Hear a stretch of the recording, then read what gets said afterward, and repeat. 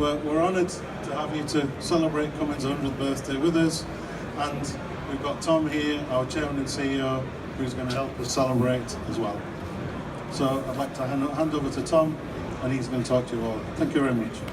Thank you, Steve. Hello, everybody.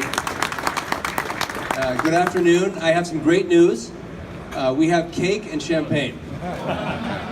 So the good news is, no matter how boring this speech is, it's going to be short and you get cake and champagne.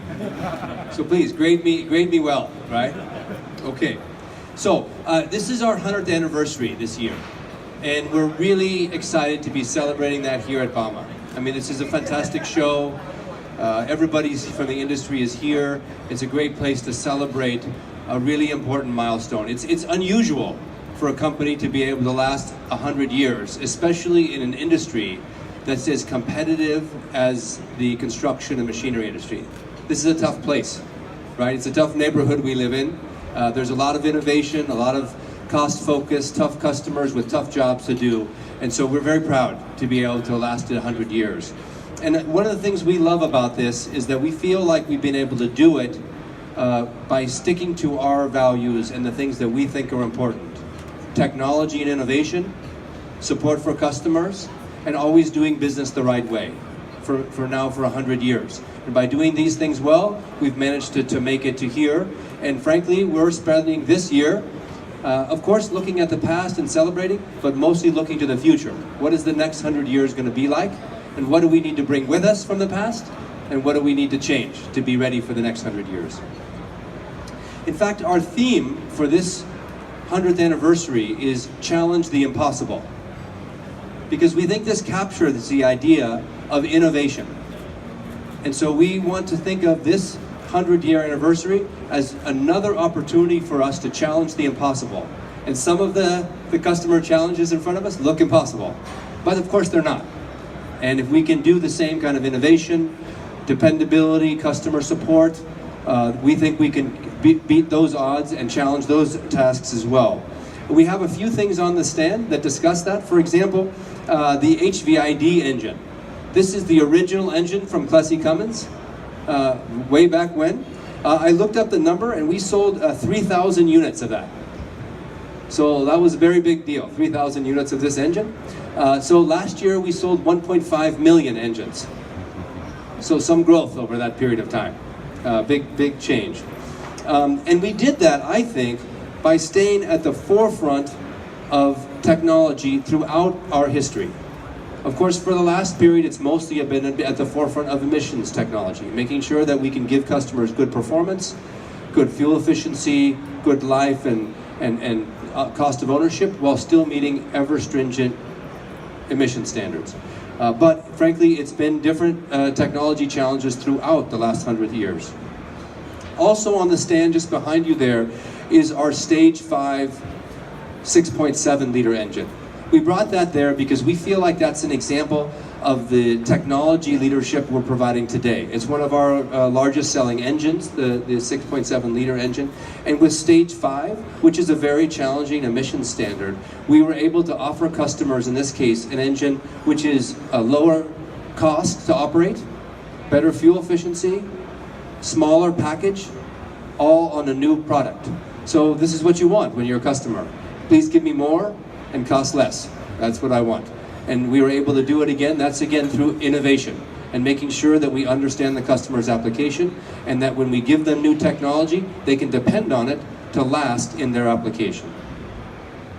Tomorrow, though, we also know that we'll be facing new technologies. There'll be new technology challenges. For the last 100 years, the diesel engine has basically won in the commercial and industrial industry. That is the case. You know, there are a few examples at the ends where turbines win or gasoline engines, but through most applications, it's been diesel engines. Next 100 years from now, that will not be true. And some of these applications will come more quickly. So that's why we have this example of an electric excavator here. We know that there's going to be a lot of challenges to implement this technology. It's not ready to implement in many places. There's no charging infrastructure. There's a lot of other challenges. But in many applications, this will come fast, much faster than 100 years. We'll see electrification coming. We'll also see hybrids. We'll see natural gas engines. We'll see fuel cell also in this 100 years in many, many applications. So we have a lot of new things to do tomorrow. So as we look forward to the next 100 years, we see again the critical element of innovation introduced in a dependable way for customers that have tough applications. When you stand back and think about what's happening in the world, we know that population is growing rapidly. That continues. We know that urbanization is continuing. So 80% of the maybe 10 to 15 billion people that we'll have in the world will live in cities. That's going to put more pressure on cities. So cities are not going to stop with regulations on things like noise, compact, emissions. These are going to continue. The cities are stuck. They have no choice but to continue to push tougher standards for all of us to live by. Climate change is also real and doing real damage today, and that damage will only continue. So as industry participants, we are going to have to take responsibility for how to do more with less. So what does that mean? It means that so many of us are focused on a few really important trends that we have to deal with to meet these customer needs. One is sustainability, along a lot of dimensions. One important dimension is that we have to be able to, our equipment has to use less resources. That of course means fuel by whatever measure, electricity, diesel, whatever it is, but it will have to use less. It will also have to have less impact on the people around it. So that's emissions, that's noise, that's even size and space. Because if to charge this, we have to use a lot of space. There's no space to take, so that won't work. So we are going to have to use less space, use less resources, have less impact, while providing more work, right? Because nobody wants to get poorer. Everybody wants to continue to grow and develop and make the poorer parts of their economy richer. This will also continue. So more with less. This is our mindset, more with less. And this will continue for us for the next 100 years. And the other big trend, of course, is digitization or information. We see information connectivity growing everywhere, and this impacts us more than just, okay, now I have things on my phone.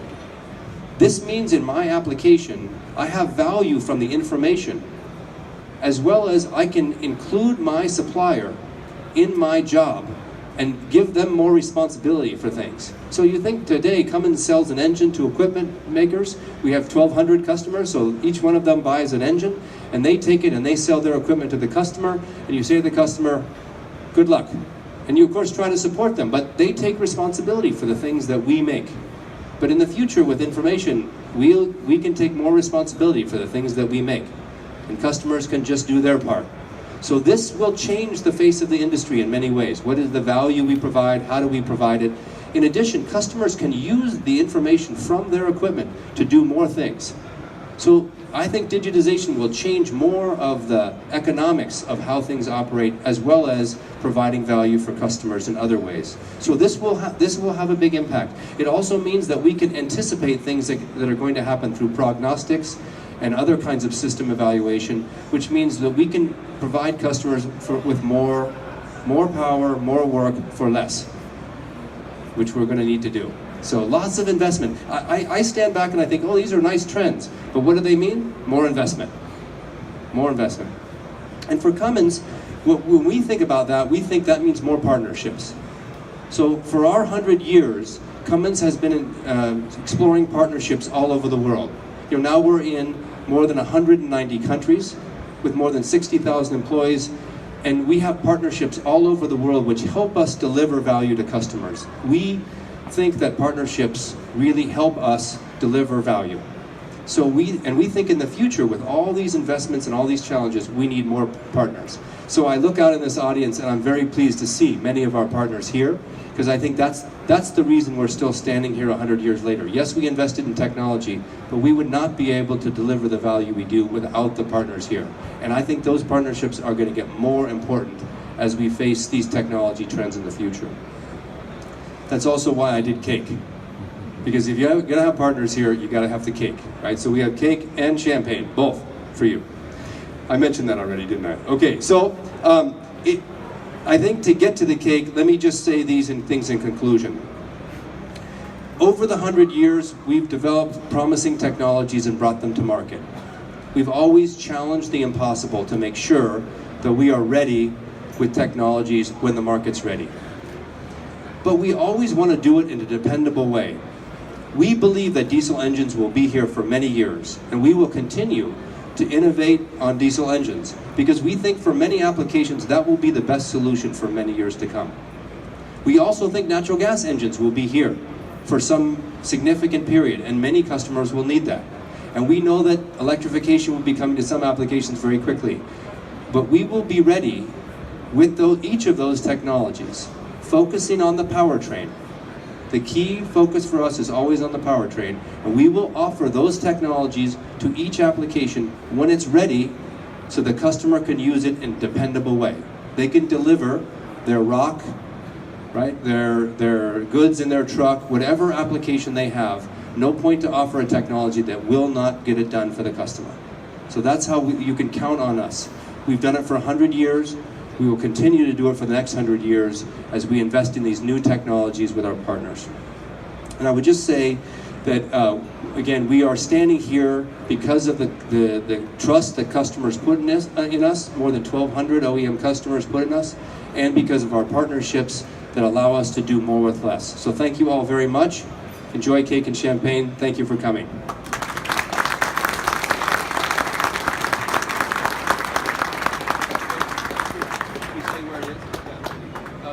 By the way, cake and champagne is around the back.